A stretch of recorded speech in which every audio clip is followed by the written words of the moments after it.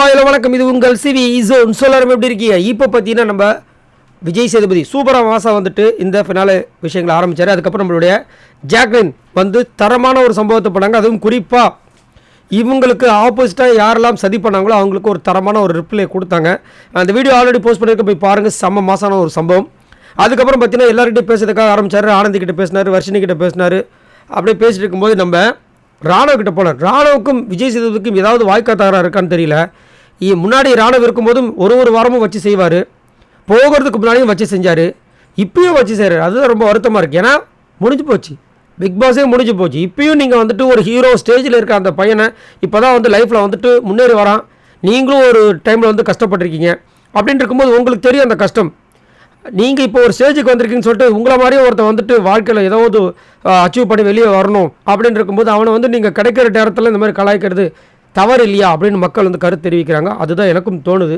அது ரொம்ப பெரிய தப்பு. ஏன்னா காலையில் இந்த நியூஸ் வந்துச்சு. அப்படி என்ன தான் அவர் பேசுகிறான்னு பார்த்தா இன்றைக்கி அவர் வந்து உருகி பேசுகிறார். நம்ம ராணுவ அவர் வந்து டபால்னு மூஞ்சில் அடித்த மாதிரி கலாய்ச்சிட்டு போகிறது சுத்தமாக சரியான நாகரிகமான ஒரு செயலா அப்படின்றது எனக்கு ஒரு டவுட் ஆகுது. ஏன்னா இவர் கேட்குறாரு, அப்போ ராணுவ என்ன சொல்கிறாரு, எனக்கு எப்படி இருந்துச்சு அப்படின்னா இது ரொம்ப பெரிய ஒரு செம்ம எக்ஸ்பீரியன்ஸ். அதுக்கு முன்னாடி மக்கள் வந்து சரியான ஒரு மாஸ் கேப்ஸ் கொடுத்தாங்க. ராணுவம் மேலே அவ்வளோ அனுபவிச்சிருக்காங்க மக்கள்ன்றதுல பயங்கர பூரிப்பாக இருக்குது. ஏன்னா அவர் அந்த மாதிரி ஒரு சம்பவம் பண்ணார், அது மாற்றுக்கிறது கிடையாது. இப்போ என்ன சொல்கிறேன்னா, எனக்கு ரொம்ப பயமாக இருந்துச்சு சார். ஆக்சுவலாக உள்ளே போகும்போது நான் தைரியமாக இருக்கிற மாதிரி நடித்தேன். அதை தாண்டி நான் வந்து நிறையா செதுக்கிறதுக்கு ட்ரை பண்ணேன், நானே சரி பண்ணிக்கிறதுக்கு ட்ரை பண்ணேன். ஏன்னா நிறைய ஃப்ளாஸ் என்கிட்டையும் இருக்குது. அதேமாதிரி நிறைய விஷயம் கற்றுக்கிட்டேன். நான் வெளியே வந்ததுக்கப்புறம் நான் பண்ண விஷயங்கள் நான் பார்க்கும்போது எனக்கே வந்து தெரியுது, நான் நிறைய விஷயங்கள் தப்பு பண்ணியிருக்கேன், நல்லதும் செஞ்சுருக்கேன். ஸோ பார்க்கும்போது நல்லா தெரிஞ்சுது. அதேமாதிரி நான் பண்ணது எல்லாமே ரசிக்கிற மாதிரியும் இருந்துச்சு, கொஞ்சம் பேடாகவும் இருந்துச்சு. அது வந்து ப்ளஸ் ஆர் மைனஸ் ரெண்டுமே இருக்குது. ப்ளஸ் தப்பு பண்ணது எல்லாம் பார்த்திங்கன்னா கற்றுக்கிற மாதிரி இருந்துச்சு.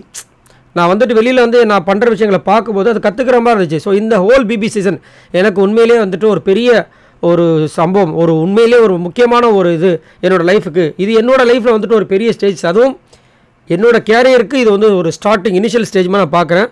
அதுவும் உங்களோட ஹோஸ்ட்டில் வந்து அதை நான் ஸ்டார்ட் பண்ணது ரொம்ப பெருமையாக இருக்குது சார். சொன்ன அடுத்த நிமிஷமே இது இது ஒரு பெரிய அப்பட்டமான நான் சிறிய இடைவேளைக்கு பிறகு வந்து சந்திக்கிறேன்னு சொல்லிட்டு மூஞ்சில் அடித்த மாதிரி சொல்லிட்டு போயிட்டார். அவர் சிரிக்கிறார், வேறு என்ன பண்ண முடியும் அவரால், பாவம். ஏன்னா ஓகேப்பா சூப்பர்ப்பா அப்படின்னு வாழ்த்திட்டு போயிடலாம் இல்லையா, ஓகே தேங்க்ஸ்ப்பான்னு சொல்லிட்டு போயிடலாம். அதை விட்டுட்டு இது எப்படி நீங்கள் சொல்லலாம்? அவர் எது பேசுனாலும் பொய்னு முடிவு உட்காந்துட்டிங்கன்னா அப்போ எப்படி? இப்போ நீங்கள் பேசுறது கூட தான் ஒரு சில பேர் கண்டிப்பாக பொய் மாதிரி தெரியும். நீங்கள் வந்து இன்னொருத்தவங்க சொல்கிறத கேட்டுட்டு பேசுகிறீங்க அப்படின்ற மாதிரி தோணும். பட் அது உண்மை கிடையாது. இல்லை, நீங்கள் உங்கள் மனசாட்சிப்படி உங்களுக்கு என்ன தோணுதோ அதை செய்கிறீங்களே, அந்த மாதிரி தான் மற்றவங்களும் பேசுவாங்க. ஸோ அதை வந்துட்டு நீங்கள் வந்து ஏன் அதுவும் சரி முன்னாடி ஒரு கண்டஸ்டண்ட்டை நீங்கள் வந்து சரிப்படுத்துறதுக்காக பேசியிருப்பீங்க.